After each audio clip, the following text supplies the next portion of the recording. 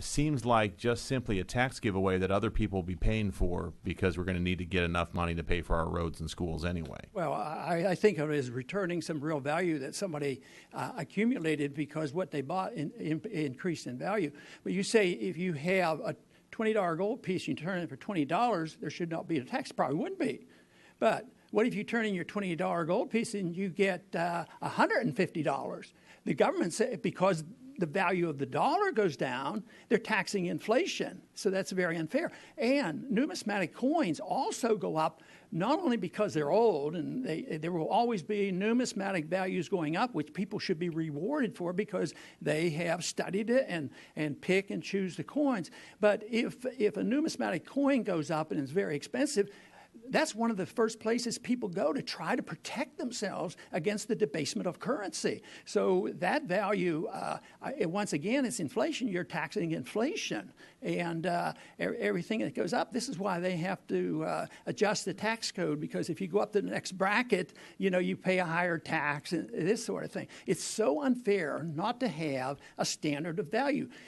By not having this standard of value, which is so important, is sort of trying to build a building with a ruler that's always changing value. So you want something that you can always define, and that's why gold and silver 5,000 years ago was used as a standard, and it's established as a sound value, and why paper money always fails. So I think what you want is honesty and standards, and I think it takes care of this business of things going up in value, and why shouldn't they pay taxes on it?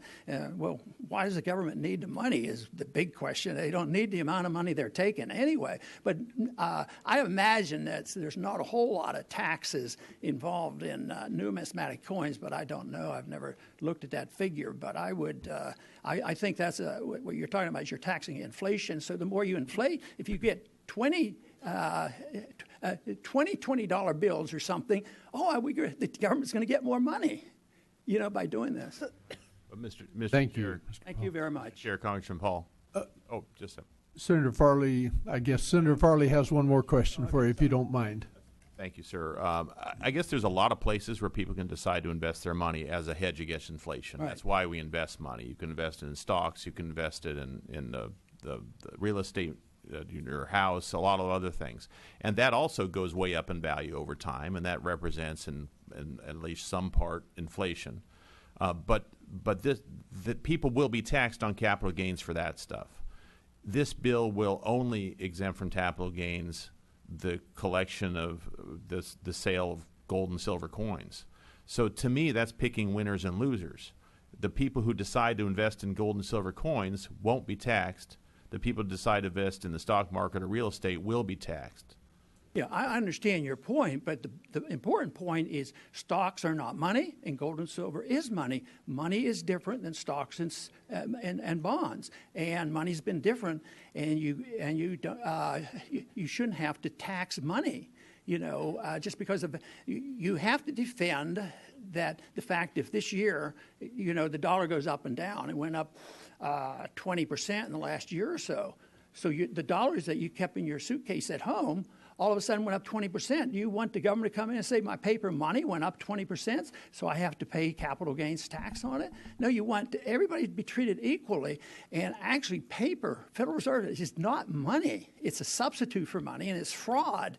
And they're really messing up the people by using the tax code to tax this fraudulent money where there shouldn't be a tax at all. And this is the reason why it has to be treated as money. You have to understand the issue of money, and money should be exempt from taxation. Like you said, the dollar may be very stable, in value.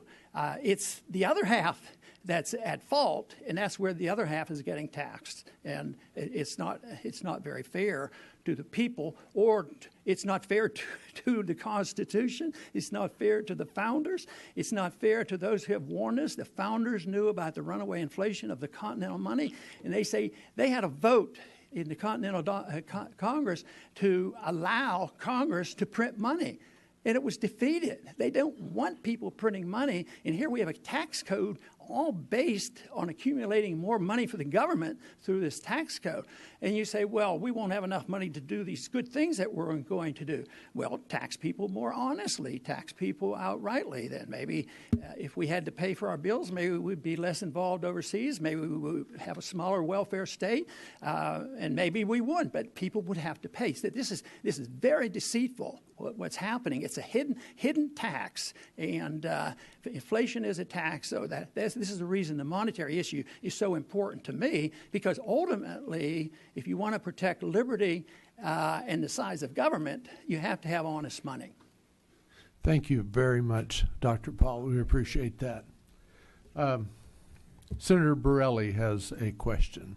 Thank you, Mr. Chairman, and Dr. Paul, welcome. And I'm glad to finally have met you. So, would you agree that when in 1971, when President Nixon, when we went off the gold, so this actually might help convince Senator Farley on this one.